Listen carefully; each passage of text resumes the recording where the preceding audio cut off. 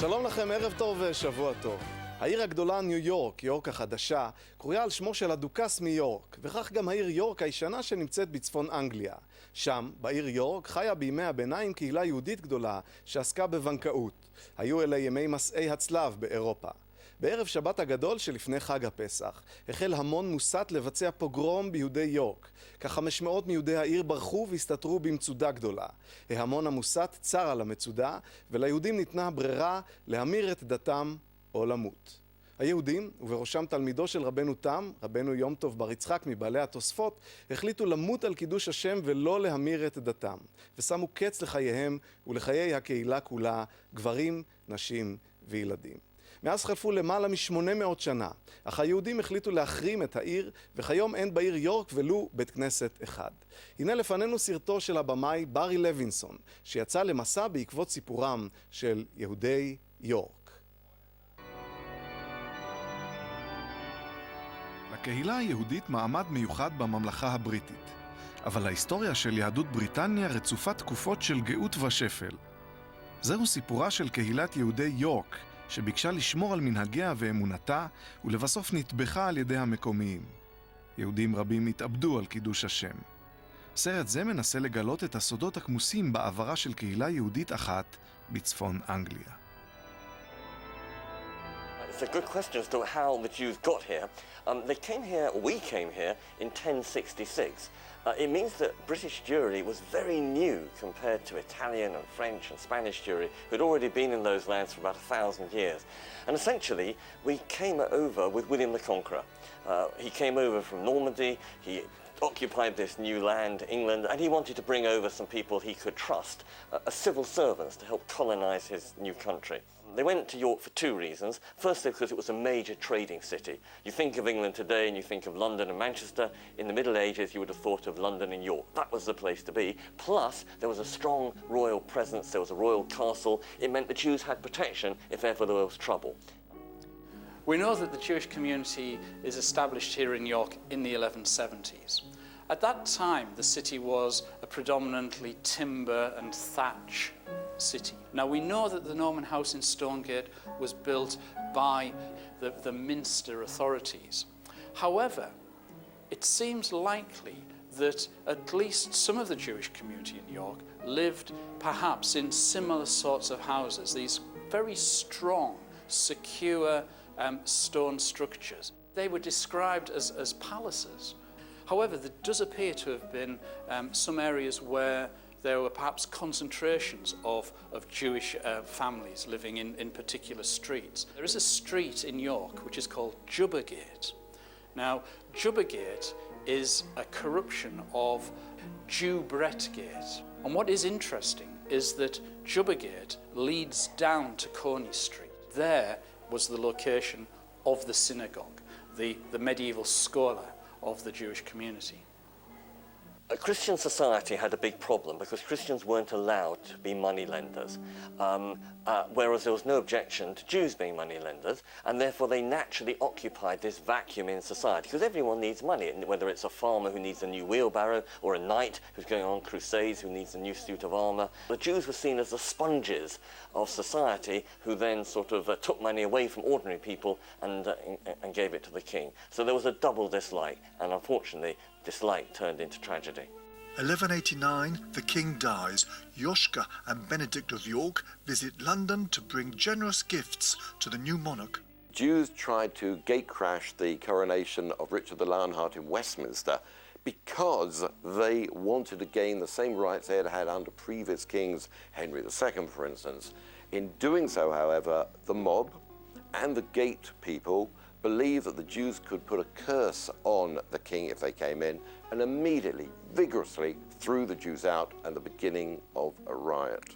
The crowd sort of took offence. They sort of thought they were interlopers, pushing ahead of everybody else, and there was a minor scuffle. It turned into a riot, and actually it involved some Jewish deaths. The movement of the mob across England actually took place over some 6 months. It was no coincidence that it was in March 1190, which it was Palm Sunday, which is when Christian passions against the Jews were even more hostile, because the Christians were being taught about how the Jews killed God, and actually of all the sins you can commit, you can't get worse than killing somebody's God, and therefore there were sermons about how evil the Jews were, and people went to church to hear that. They come out of church, see real live Jews, and therefore inevitably feel antagonistic towards them.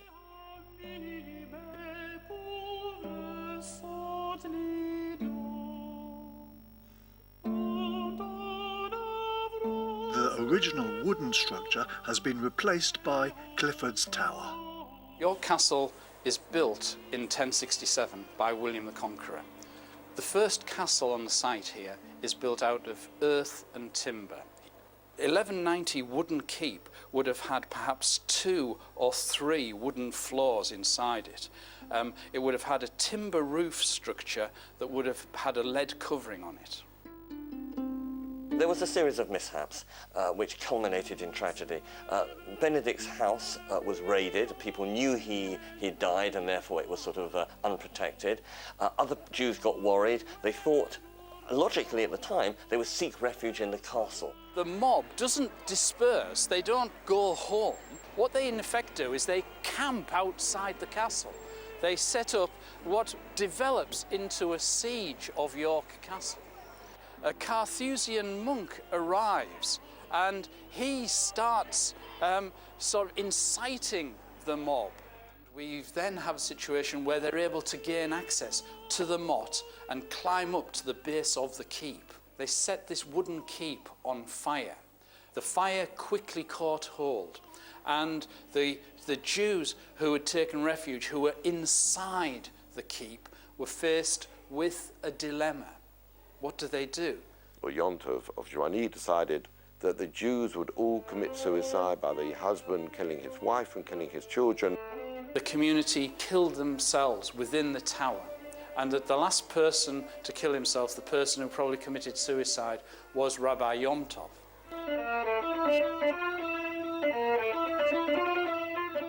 There is every likelihood that Masada, which was such a searing mark in Jewish history, was well known. And in fact, it's very significant that the Christian chronicler of the time, William of Newbury, actually says that one of the leaders of the York Jews quoted Masada in his final speech, advocating that they should commit mass suicide. There were some Jews, of course, who thought this was a step too far. They didn't commit suicide, and in the morning they sort of threw open the gates of the castle and said, look, we will adopt Christianity, just spare our lives.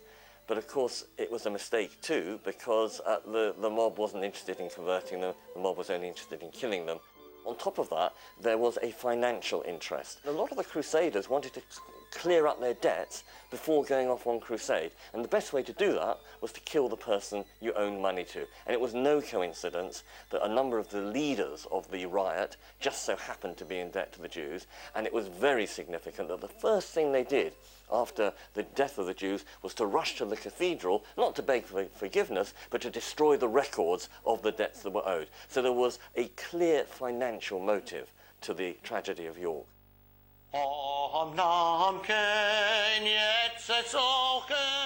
Amongst the people who were in the keep, amongst 150, was Rabbi Yont of Joigny, and he is most famous for writing Omnon Kaim, which is one of the Piyutim, which we still say on Yom Kippur to this very day.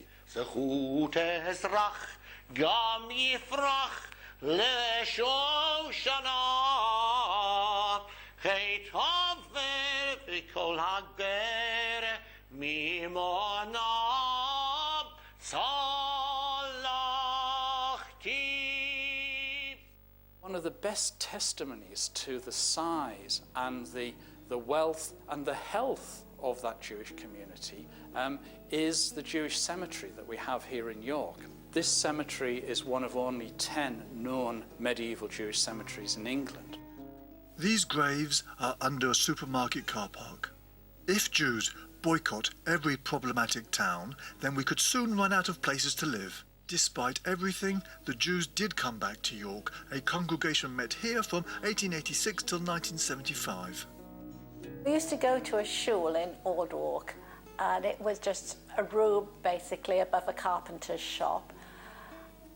Very innocuous. It was almost like it was deliberately low-key so nobody would know it was there. We had a curtain to divide the men from the women. Just plain benches, very, very simple.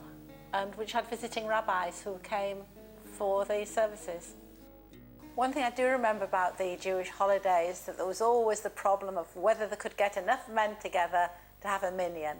I went through the whole school system in York, first infants, juniors, grammar school, did all my exams there, O-levels, A-levels.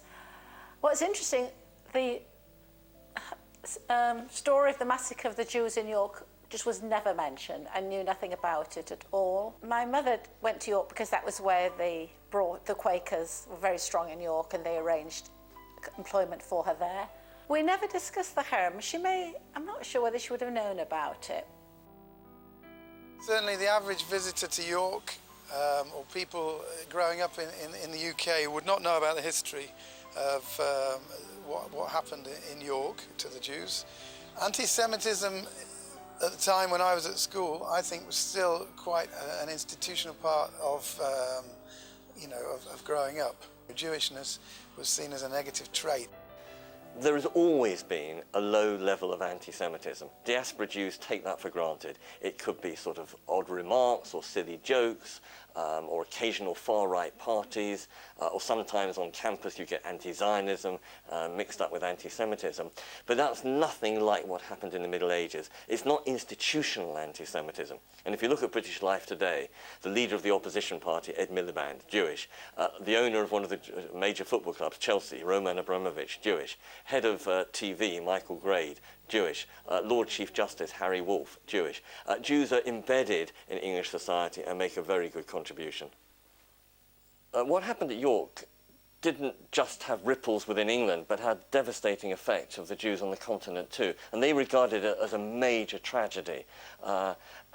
So much so that every year at Tisha B'Av, which is the memorial for the destruction of the temple, and also, by the way, later on the memorial for the expulsion of the Jews from England, which was also on Tisha B'Av in 1290, but as part of the liturgy, a special piyut, a special medieval poem, was written lamenting the death of the Jews of York, and said, silenced are the inhabitants of the Isles, England, cut off in their delight, and mourning them in the same way that the Jews of Masada were mourned.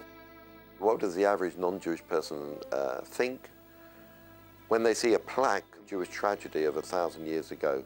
Very interestingly, when we were in Berlin last week, a group of 50 of us, one of the questions we asked, as we were obsessed going from Holocaust Memorial to Holocaust Memorial, what does a non-Jew think when they're in Germany? Do they notice all these memorials, all these plaques, all these museums?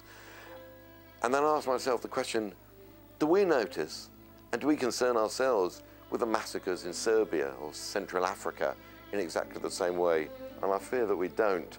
Therefore, for Jews, York may be something special. And for a non-Jewish person seeing that plaque, it's an interesting thing, but no more than that, really.